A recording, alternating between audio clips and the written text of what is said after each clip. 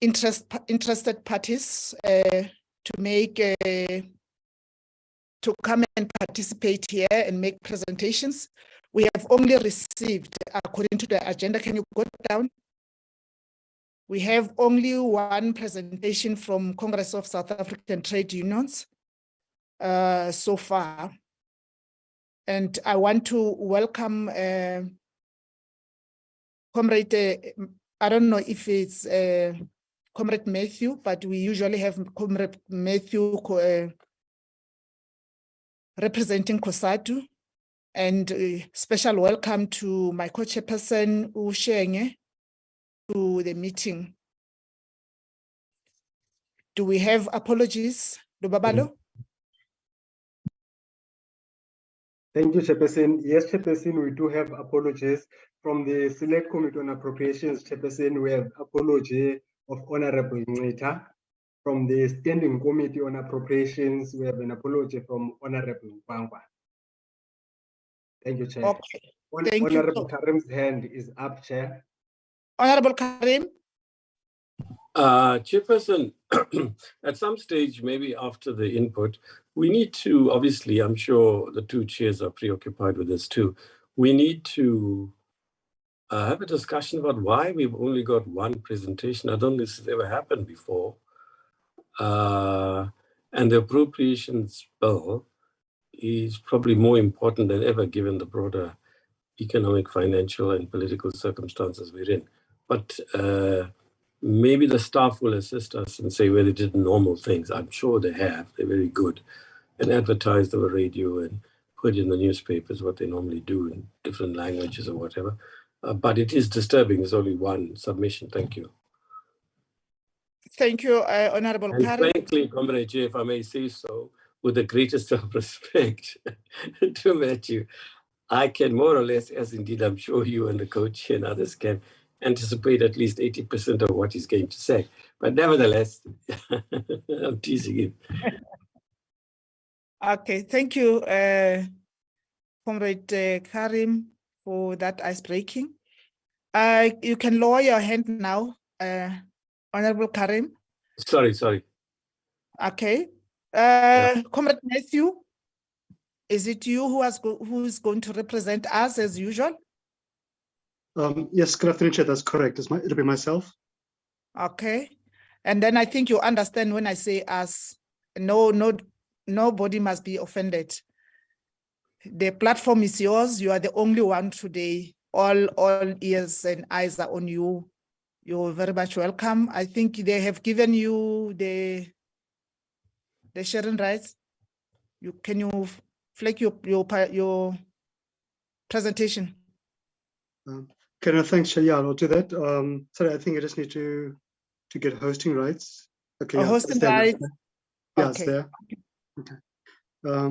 Good afternoon, Chair. Yeah, apologies that I just myself, Chair. I know that's a bit of torture for Honorable Karim. It's cruel and unusual punishment. Thanks, Chair. Perhaps because it's a retrospective bill, dealing with last year's remnants from the budget speak, so to speak. But we felt there's still, nonetheless, there's some critical issues there, even if it is addressing, the outgoing financial year. But I think, Chair, so I'm slightly intimidated by Honorable Karim, who knows that maybe COSATU is a bit predictable, but perhaps one could also say that it's consistent in raising issues, and it's positive that Honorable Karim is hearing COSATU's voice. But I think, Chair, we're a little bit concerned by what we felt, last year's budget and the accompanying adjustment bill, we felt were lukewarm. And of course, we're coming from a situation where the economy has been stagnant for many years, and we've really experienced quite a few challenges and crises. And there's a general sense of desperation, hopelessness amongst many workers. So we really felt the budget and the bill were just not bold enough on many fronts.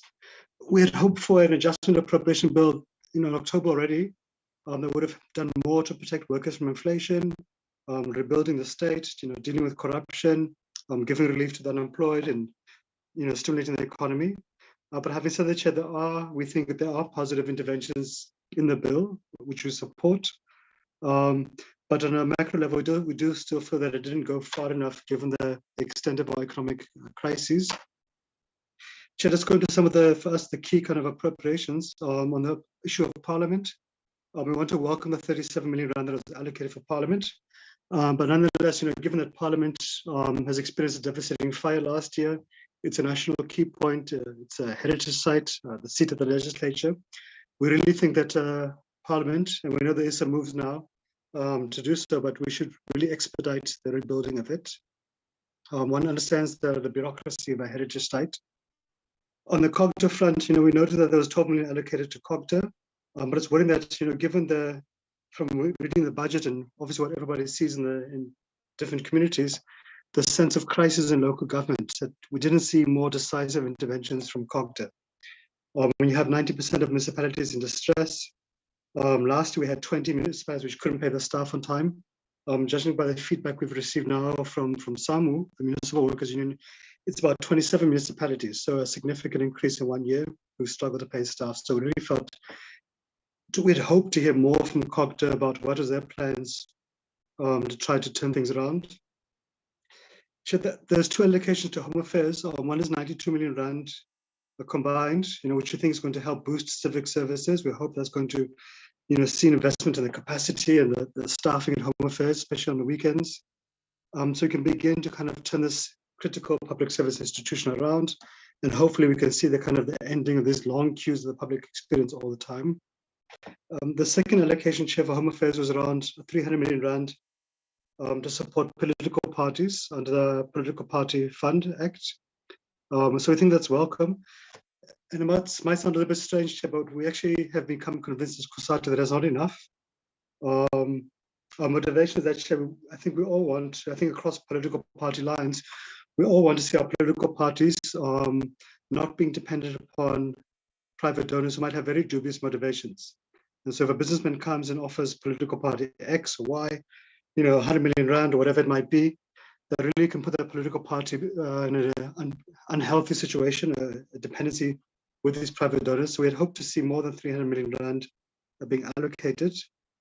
And I think we must also bear in mind, Chair, that we are approaching the next national provincial elections.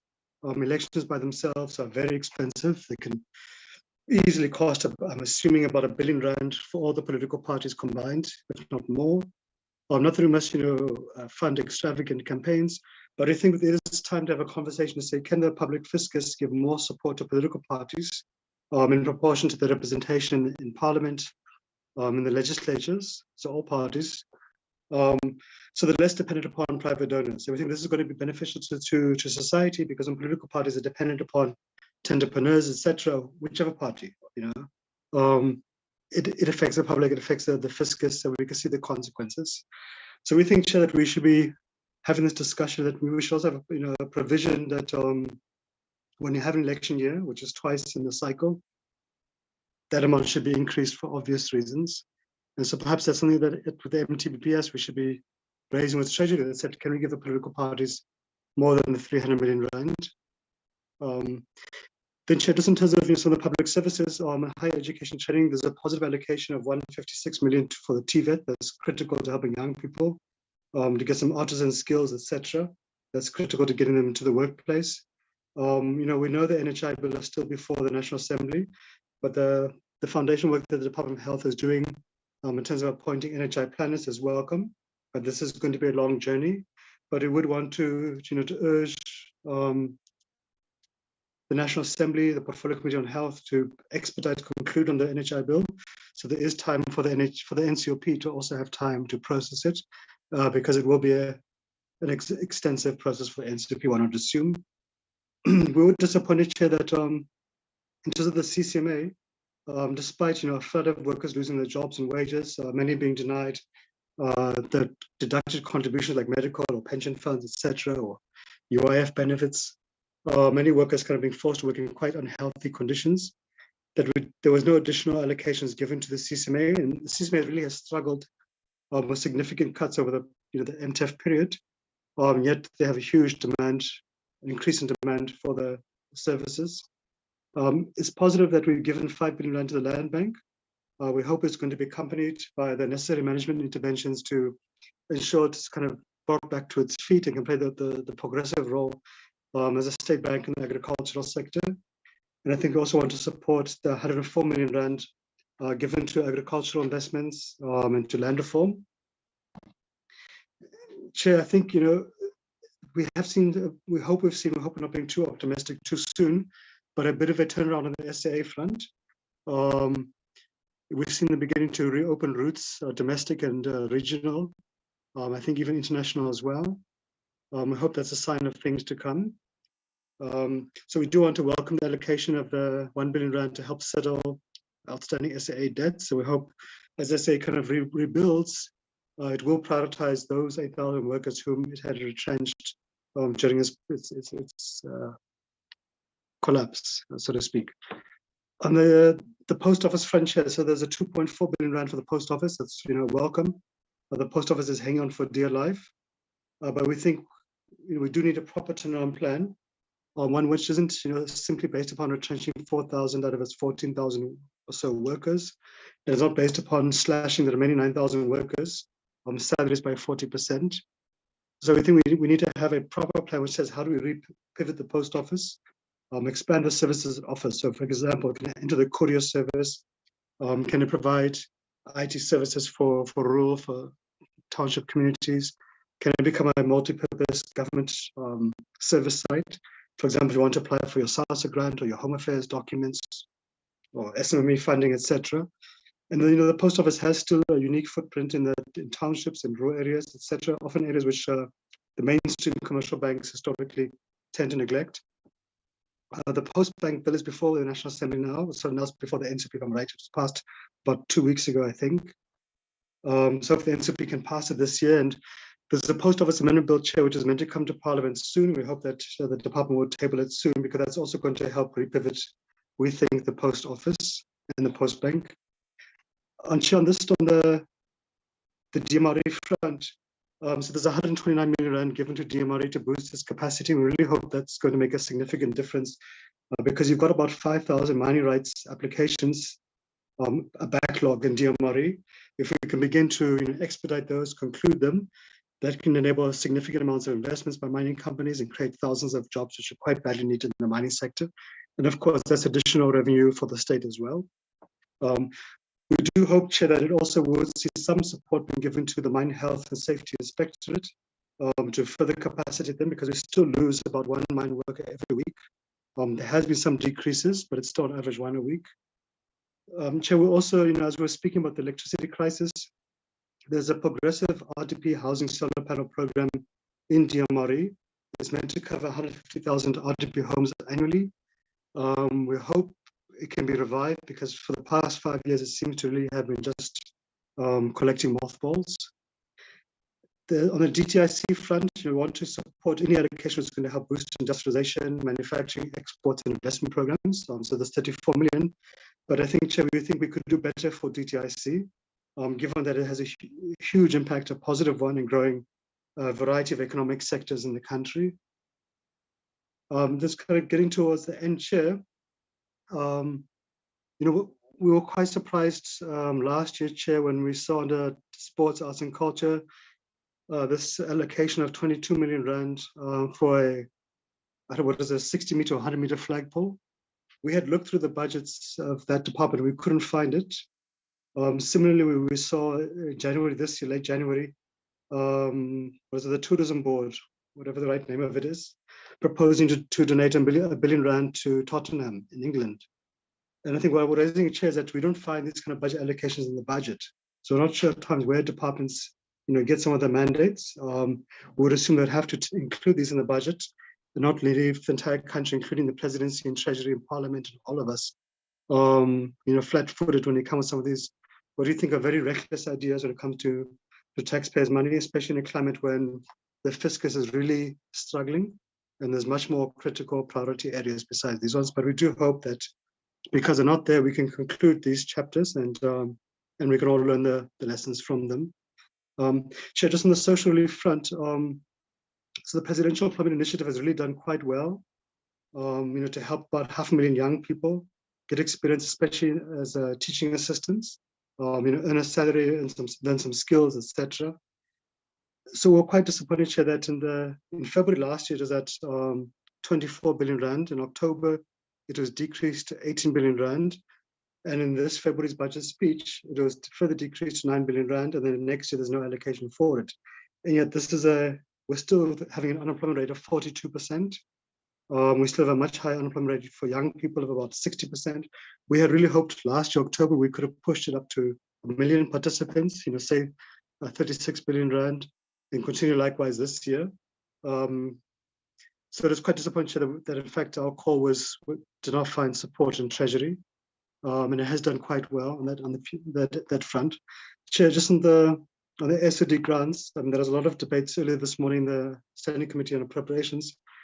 But I just think, we want to say we support the SOD grant. We're pleased that it was extended, last year and again this year. Really has given a huge sense of relief to 8 million unemployed people. It is a major intervention by the state to help the most destitute in society, and this money will just help stimulate the economy. But I think we're concerned, Chair, that since it was introduced in 2020, it has not been adjusted once for inflation. We think we should be pushing it towards the food poverty line of 644. And we think there's a need for greater attention by Social Development Treasury about some of the administrative challenges people who apply for it still experience, including waiting for long queues at the post office, etc. But nonetheless, Chair, it is a very positive intervention by government. As a foundation, we think for a basic income grant of sorts. We should really be moving everyone to electronic payments. And we think we should be including these recipients, as the Minister of Finance correctly says, linking them to skills training programs, to employment placement programs, etc. But having said that, Chair, we did find it quite unfortunate that in that adjustment appropriations bill, there was a cut of 3.7 billion rand for SOD grant because of the declining take-up, because of some of the administrative issues. And that with all of SASSA's administrative challenges, there was also a cut of 81 million rand for SASSA for administrative support. We thought that was a mistake. And Chair, just on the security cluster front, we think there are positive allocations to help rebuild the security organs. So correctional services, 426 million. The Defence Force, which is doing excellent work in KZN during the disaster in Mozambique, 800 million. There's been about almost 300 million rand for the courts. We hope that's going to help address the backlogs, and 46 million for the NPA. So that's part of tackling the corruption, turning the tide. We want to welcome the 1.9 billion rand for the police to help the additional 10,000 officers they appointed last year. But having said that, Chair, there is a bit of a misnomer, and perhaps one can be corrected on the reasons. So there's an additional allocation of 257 million rand for the VIP protection and security services. You compare that to 126 million rand for the detective services. And we know our detectives are literally drowning in dockets. And a very tiny 10 million rand for crime intelligence. We think that can't be right. The priority should be on detective services, crime intelligence, and less on bodyguards. So in conclusion, Chair, I think we want to say there are positive aspects in the adjustment appropriation bill. On the law enforcement front, frontline services, the post office, etc. But we are worried about the cuts to the SOD grant and the cuts to the Presidential Employment Initiative. We do hope in October, Chairperson, to end that we'll have a much bolder, more progressive and aggressive MTBPS if we're really going to grow the economy. We have to really have something which is going to really push things along and not just simply take a minimalist approach, so to speak, on many issues. But let me end there, Chair, and hopefully I didn't take too long. Thanks, Chairperson.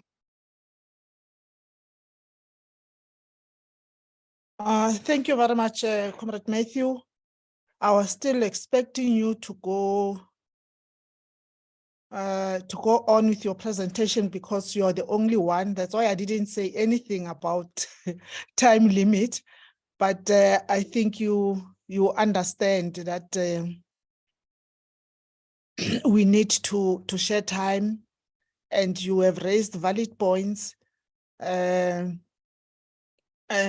Some that will trigger the debates and inputs from the members. I will now request members to raise their hands as an indication that they want to raise issues or engage on the presentation from COSATU.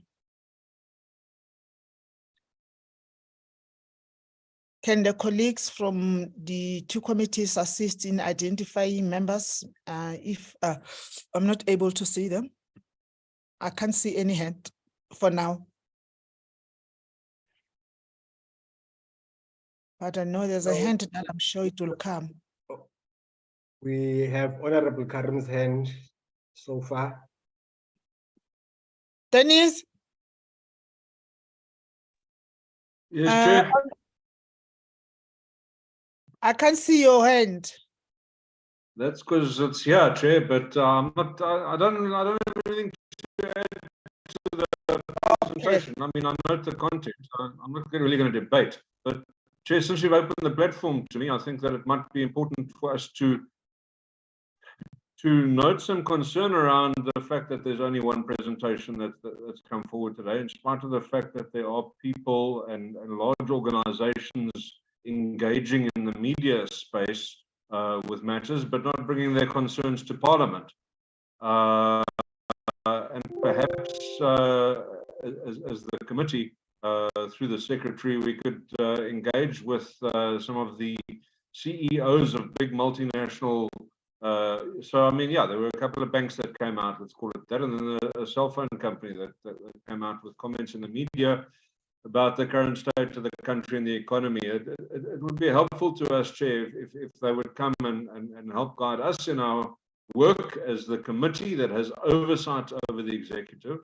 And I think we should perhaps engage with them. I mean, certainly if one considers the banks all have economic units where they do substantial research and they have clever people that can teach us things about how we should be advising or what oversight we should have, what suggestions we could come up with.